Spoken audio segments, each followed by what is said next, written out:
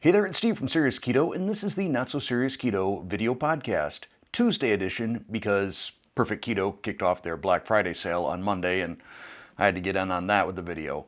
And I'm going to talk a little bit more about Perfect Keto, some sort of insider information about them in a moment. But first, I need to throw a shout out to one of the podcast sponsors, porkrinds.com.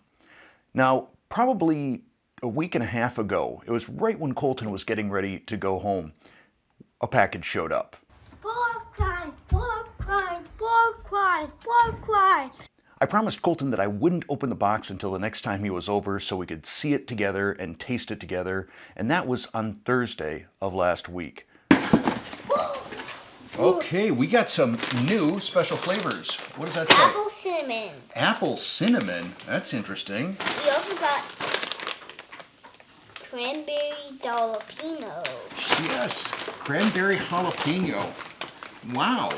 The cranberry jalapeno starts off kind of sweet, and then it gets you in the end, and it got Colton.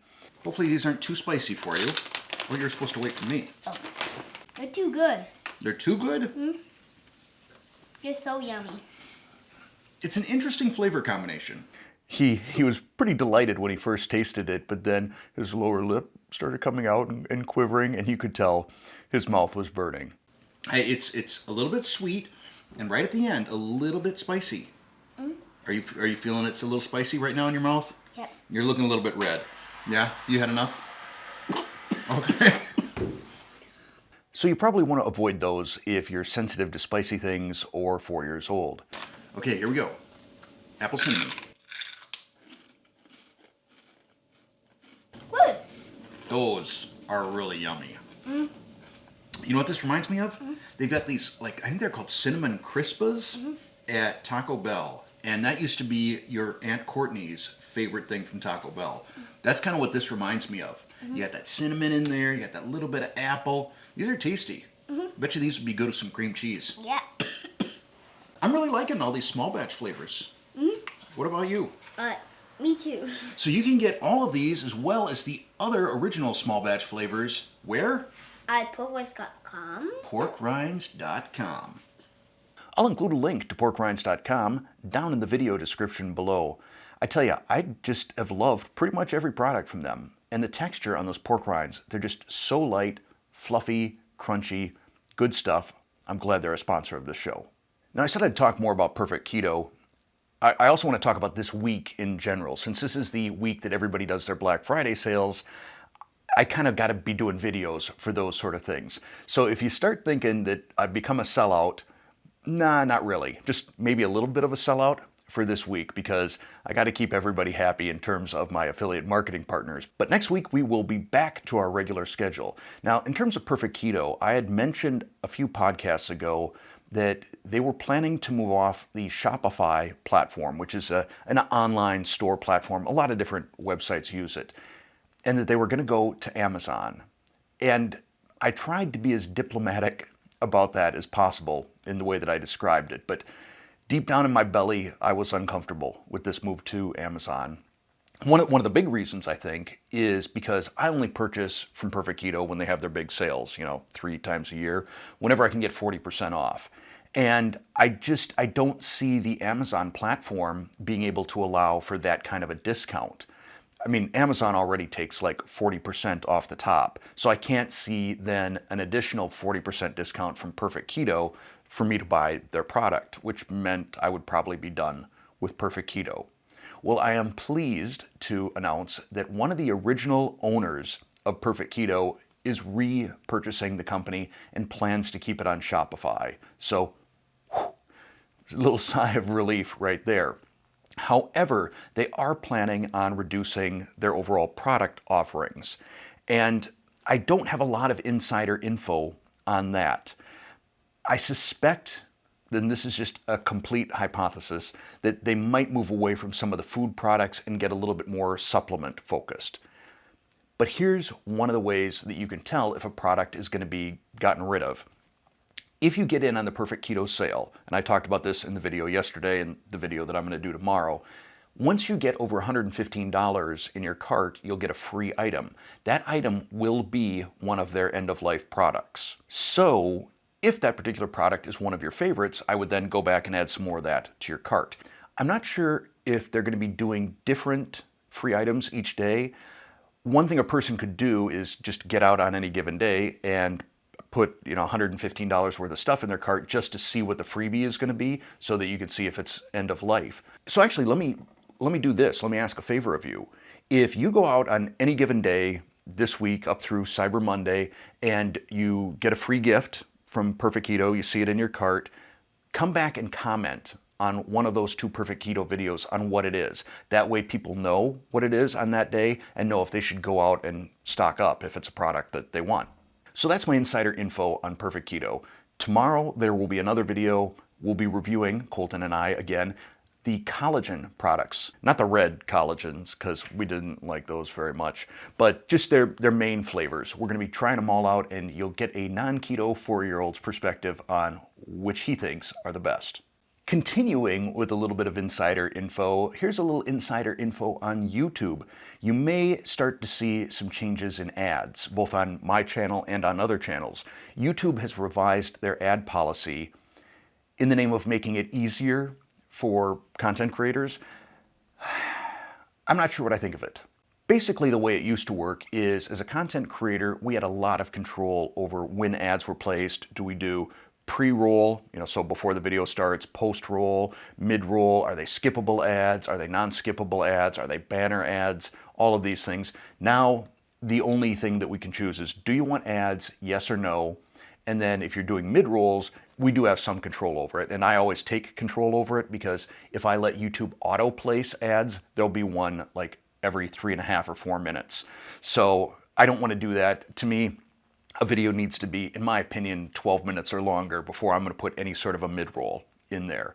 So as a result, what you're probably going to start seeing from content creators who maybe used to only do post-roll or pre-roll, or maybe they were always skippable ads, that's going to change. So I think definitely what you're going to see is more non-skippable ads. And those are generally in the 15-second range, although I guess they can be as long as 30 seconds, but you're going to start seeing more of those across all of YouTube. So I don't know if they're trying to drive people to YouTube Premium, or if they're trying to drive people away, or what they're trying to do. I mean, make money, obviously. And I guess as a content creator, on the one hand, I wish I had more control over the ads that are run on my channel, but it also does then sort of level the playing field, because the ads are going to be consistent across content creators. So it's not like all of my ads are non-skippable and yours are skippable or something like that. It's going to be the same for everyone. And with that, I think I'm going to put a mid-roll right here. From time to time, viewers will ask me, do I have an opinion on keto certified products? So when you go to the store and you see a little label, a little banner up at the top of the bag or package that says keto certified, does that mean anything? I would say not only does it not mean anything, at least to me, I think it is potentially dangerous and or deceptive. And as an example of that, I want to show off these almonds here. So it says up in the corner here, ketogenic certified, from ketogeniccertified.com. Maybe I should go out and see what their requirements are for certification. But looking at these Blue Diamond almonds, which incidentally, they don't taste all that great, but my wife saw them, she saw ketogenic certified, thought she was doing me a solid by buying this. Now first, let's take a look at the nutritional information. We've got 5 grams of total carbs, 3 grams of dietary fiber for a net 2 grams per serving, which it says is about 28 nuts, which is way more than I typically have. I'll usually just have a handful of almonds as a snack. But let's take a look at the ingredients. So almonds, and then Korean-style barbecue seasoning, which is cane sugar, salt, corn maltodextrin, a bunch of different powders, molasses, canola oil, not a fan, sunflower oil, and then we got vegetable oil, more canola, safflower, and or sunflower oil. Now, I'm not being the ingredient police here. I try not to ever be the ingredient police. I'll talk about ingredients that I personally don't like or wouldn't use. But for the most part, what I do is I just try and read the ingredients to you and let you make up your own mind. The problem is, I think lots of times we just see something like this label here, ketogenic certified, and think, oh, it's good to go. This should be nice and clean keto, no sugar, no added sugar, no high fructose corn syrup, none of that sort of stuff. And oftentimes it's in there. So take the ownership, always read the ingredients, make up your own mind, and don't be fooled by labels. Over the course of the last couple of weeks, I've seen sort of a troubling trend within the comments on my various videos, and that appears to be people not following channel guidelines. So the first time anybody posts a comment, they see the channel guidelines, and it starts off something to the effect of Serious Keto should be a fun and non-judgmental place for all people who do low carb. Then there's some specific rules, like don't be the keto police or the ingredient police, and respect that another person's version of keto may be different than your version of keto. We all need to own our own keto and do the best keto that we can do in terms of affordability, sustainability, and just what works for us in terms of ingredients. So when I say don't be the keto police, what I mean by that is you do your own keto, let other people do their own keto. Let's not judge other people. If something is working for somebody, good for them, we should be happy for them.